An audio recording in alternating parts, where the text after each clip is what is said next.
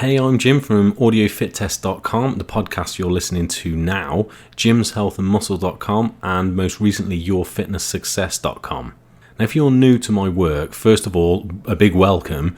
This podcast, along with all of the health, lifestyle information on the websites, fitness books, guides, and audiobooks over on Amazon and Audible, are all based on my formal fitness qualifications and, more importantly, on my experience of nearly 30 years in this game, training myself and other people. In most recent years, I've taken a big interest in the beginner to fitness. There's a lot of information out there about training and diet, especially for weight loss or fat loss. If you're a beginner these days, you'll be forgiven for getting funneled into a certain diet or training method as a result of a Google search, or you may be at the mercy of the social media algorithms sending you down a certain path. Sometimes you'll connect with these things, and that's great, but like anything in life, having a solid foundation to build on is very important for long-term success. Fitness, weight loss, and body transformations are no exception. So my aim is to give out solid, no-gimmick advice that focuses on getting the basics right and doing the basics well. You see, with just a few fundamental basics in place and dialed in, you don't need complicated diets, training plans, and science to get great results. Of course, the scientific part of body composition change is really helpful to understand. The more that you know about the human body, how it processes the food you give it, and how the systems and hormonal processes in the body work, along with the mechanics of muscle function and all that kind of thing, the more useful it is. But these things are all a progression from the basics. I mean, most people won't even take an interest in this type of stuff, but they do want decent results from body change. And all you need is the basics for that. As you advance in your fitness journey, you can pick up more information and start to put theories that you connect with into practice, and that's fine. And it's actually a really good way to better yourself and keep improving. But before you start all of that, you should get the basics right first. I want to share an extract of my upcoming Home Workout for Beginners video course with you that talks about just this. More specifically, we talk about the right approach for the beginner to weight loss and diet tips for the beginner. Now, as the title suggests, this course is aimed at the beginner to fitness and weight loss, whose goal is for real, visible results. We follow a progressive 6-week training program that has two main elements to it: cardio and resistance. It's designed so the beginner can just log in, click the next video and follow along. During each cardio session, I talk about various things that will help further with fitness success. Here's an extract from the week 5 progression. So I hope you find this useful, and I'll pass you over now to, me. Okay. Welcome to week 5 of the cardio upgrade. Really awesome stuff that you've progressed this far and you're ready to take on another upgrade. This week we've a bit of a step up in progression. There are 2 upgrades this week. The first is that we'll be doubling our distance travelled. This means that you'll complete your set route twice. If it makes it any easier for you, you can plan another alternative route that is double the distance, rather than doing the same one twice. I do suggest that you aim for a route that's 2 miles long, but if you've been working with a health reason that restricts your distance and have been working at less than a mile anyway, I would advise that you double the route that you have been working with, but make sure to confirm this or okay it with your health advisors, whether this is your doctor or physio. We'll also have more jogging sessions added this week, but let's get going. So go, start walking now, get going on your home cardio equipment or however you've been following along with these sessions. So now we've started, this is what will happen this week. We're already set out to complete our circuit or distance travelled twice, but as well as that, we'll be walking at our usual fast-paced walk for the first 5 minutes, and then we'll hit a 30-second jog, followed by a 30-second walk, followed by a 30-second jog, and so on until we've completed the original distance travelled. The second time we complete our circuit, or at the halfway point if you've gone for an alternative route that's double the distance, we will do so at our steady state fast-paced walk with no jogging. And as per the last few weeks, there will be a series of beeps and on-screen prompts to tell you when it's time to jog and time to walk. So if you're following along, listen for these. If not, remember to plan this out with your own timer or timer app. Also, in this session, I want to talk about food and diet. Now, this is a massive subject with a lot of noise, controversial, and in many cases, theories and ideas that are totally contradictory. For example, if you just want to lose weight, tone up, and live a healthier life, who do you turn to? Do you go to the staunch vegan dietitian who will only ever eat and promote plant-based foods as the best way to go? Or do you go to the paleo carnivore who has earned some really impressive results from this diet from eating in this way?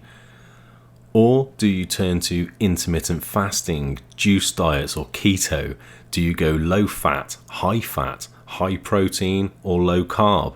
Now, confused? Well, you're not the only one. I've been in the fitness game for a long time, and diet and nutrition has always been an interesting part of the journey. I've learned so much from my experience and other people that I followed that goes far beyond what I was taught in my formal fitness qualifications. And when someone I know, whether this is someone I've worked with in a non-fitness related environment, a family member or an acquaintance, decides that they want to start a weight loss diet, and I suppose I have these conversations more than the average person because they know what I do and it's a good talking point, I guess. Well, they want to try it because they've been inspired by someone else's story, or they know someone who has lost a bunch of weight from the X, Y, or Z diet, and if they can do it, I want a piece of that. This is good for motivation and a great start in getting inspired, ready for the start of their own fitness and weight loss success story. But there's a lot more to consider than this person got awesome results from the super beach ready, let's get totally ripped diet, so I'm going to do the same. Now I'll cut right to what I've learned when it comes to diet for weight loss, muscle gain and longevity to help clear all of this confusion.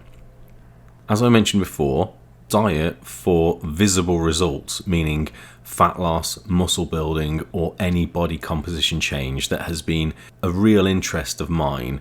And like most people who share this interest, I've listened to the views of other people who are really earning fantastic results from their own thing. I've also followed people in their journeys. In some cases, this has spanned over several years. I know of vegan athletes that are showing plant-based diets are fueling their superhuman energy, strength, and seemingly eternal youth. And these guys will really hate on meat eater diets, saying that it's poisoning their bodies, humans were never meant to eat a meat-based diet, and so on and so forth. And on the flip side, I personally know people that have earned some truly jaw-dropping results, not only with fantastic visual body transformations, but have also built great strength, stamina, and also seemingly eternal youth that fuel their success. And they've done this on meat products exclusively. And these guys will say the exact same thing as the vegan athlete, but from another perspective. And they'll also say that humans were never meant to eat plant-based foods. They were designed to eat meat, and plant-based foods is a poison. I've also known people that have followed crash or deprivation diets that have earned fantastic results, but in most, if not all of these cases, the results have been temporary. So all of this information makes it even more confusing, right? Why do people with totally opposite views and practices have such different views but similar amazing results? Why do some people only get great results that are temporary? Now, right now, I'm not going to tell you that you should follow any one specific diet idea, because there's a lot more to getting fitness and weight loss results than simply putting certain types of foods into your body. Instead, I'm going to suggest an outlook that you can take with regards to diet and nutrition based on the long-term success from all camps, and give a simple set of rules for you to follow that gives you the chance to improve your knowledge on nutrition. It will last a lifetime, will give you a really strong foundation to build on, and most importantly, give you great body composition change. So let's start with the one thing that you can't argue with. A whole food is better than processed food. Whether this is animal-based or plant-based, a whole food is a food that has minimal to zero processing done to it. So fresh fruit, veg, whole unflavoured nuts, fresh cuts of grass-fed meat, brown rice and fresh fish are all examples of whole foods. So simple diet rule number 1, whatever style of diet you are following or planning to follow, you should look to eat as many whole foods as you can, whether it's plant-based or animal-based. Portion size and the amount of food that you eat every day does have a bearing on your results. I've heard contradictory ideas that challenge this, but if you look at it this way, it's hard to deny. If your body burns 2,000 calories per day and you're eating 4,000 calories of any food every day, you're likely to put on weight. Some of this weight could be good weight in the form of lean muscle mass, but this will depend on what type of calories you are putting in. Are they in the form of processed and refined sugar calories, or are they whole foods that are made up of useful calories? If you ask anyone, even those who have no interest in weight loss, fitness or diet, how would you put on weight if you had to? They would probably tell you that they would eat more. So it makes sense that if you want to lose weight or change your body composition, you should eat the right amount of food in order to get that result. This is the argument of calories in versus calories out, also known as a calorie deficit to lose weight. You basically burn more calories than you put in. An important point to note here is that generally speaking, whole nutritious foods and lean cuts of meat are lower in calories than processed foods, so you need to eat a lot more of this type of food to get out of a calorie deficit. As mentioned, these foods and the calories that they give your body are useful calories, meaning your body can process them better for repair and energy. And this is what you need for a body composition change. So let's move on to simple diet rule number 2. If you want to lose weight, you should cut down on your portion sizes. I find that a good way to work with portion size is to take a side plate instead of a full-size dinner plate and fill this up each time you eat. Or take away 1/3 of your normal portion size per meal. And if you want to put on weight, for that matter, you just do the opposite. You add 1/3 to what you're eating and you eat a little bit more. Use a bigger plate. But have a play with this idea, as everyone will be different. But the simple fact is calories in versus calories out for fat loss, and the opposite for weight gain. Although you can totally do this, when you're starting out, I would not recommend that you go all out and start weighing your food at every meal and looking at the amount of calories you're consuming, because there's a place for this later. You should first start with portion size and focusing on eating whole foods as per tip number 1. So at each meal, remember to control the amount that you're eating, along with making sure that you are eating useful foods, whole foods. Also, be aware of refined sugars. Refined sugar falls into the category of processed food, but it's worth mentioning that it's in most processed foods too. Not just things like chocolate and cakes, but you'll find it in savoury foods like ready meals, sauces, canned foods, breakfast cereal, drinks, and the list goes on. Without getting too technical, refined sugar causes the body to spike its insulin and can go a long way in helping the body store fat. So, as well as cutting down on the obvious refined sugar foods, you should be aware of the hidden sugar in other foods. So this leads us to tip number 3. Cut down or cut out the cakes and chocolate, but also look at ingredients for ready meals, cereals, drinks, savoury seasonings, and everything else that you get. Just by doing this, you'll start to appreciate how much more beneficial non-processed foods are. The last thing I want to talk about is the consideration of your lifestyle. We've touched on this before, but it's certainly worth mentioning again. When it comes to nutrition for body transformations, you should always plan for the long term. I think we've established that fitness results are not earned overnight, and it takes being consistent to get these results, and you need to plan for the long term. So when choosing a nutrition path or diet to follow, you shouldn't just look at how other people got there. You should also consider how you would fit this into your own lifestyle. So tip number 4, plan for the long term. Choose a diet and nutrition path that you can do for the foreseeable future. For example, if you see the type of body transformation that you want from someone else's story that was based on a meat-only diet and you want a piece of that, you should not try doing this diet if you hate meat or are a vegan or vegetarian. And it's probably not the diet or lifestyle choice for you. And that's an extreme example, but you should get the picture. And the same thing applies with diet methods such as fasting. If your lifestyle doesn't suit a fasting diet because of your work pattern or your other lifestyle choices and situation, it'll be a lot harder to follow. The truth is that there's more than one way to get a similar, or in some cases exactly the same result from different diets and methods. But planning for the long term and staying consistent is always a constant. So, in summary, if you start with these simple tips, you'll see results. Choose whole foods. Be aware of your portion size. Cut out refined sugar or cut down on refined sugar. But I will say at this point on this subject that there's no harm in having a treat every now and then, because total deprivation can lead to resentment. So you should always take a view with everything in moderation. And the last point, plan your diet for the long term and make sure it's sustainable with your lifestyle situation.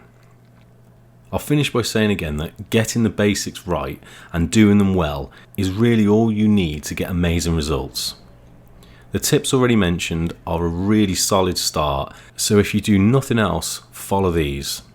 It's very common to overcomplicate things when it comes to diet, as there's a lot of noise out there. As a beginner to healthy living, exercise, nutrition and body transformations, here's an example of an approach that is totally overcomplicating it for the beginner.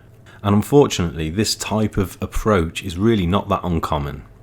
You could decide to hit the gym, making use of a 2-day split focusing on compound and isolation exercises that target each muscle group when it comes to resistance, with a bigger focus on your weaknesses, whilst also focusing on an interval training based cardio program that utilizes your fat burning heart rate along with spikes of your vigorous submaximal fat burning heart rate, whilst also making use of a fasted diet using thermogenic foods and looking at the glycemic index table as a guide.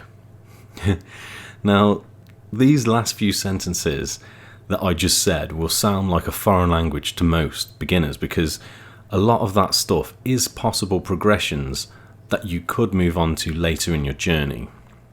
But as I said, this is massively overcomplicating things if you're starting out and you look at it like this. Now, I'm not saying that using more in-depth methods of training and diet should not be looked into, but what I really do advocate for anyone getting into this game, whether your goal is to lose body fat and tone up, become a competing bodybuilder, a long-distance runner, or become a better sport-specific athlete, is that if you understand the basics and practice the fundamental tips mentioned here, not only in this session, but this whole exercise program, you'll get great solid results that can be built on and knowledge that can be further honed and tweaked, so you do get continued progression far into the future. So with all of that said, we've come to the end of this session. I'll take this on board.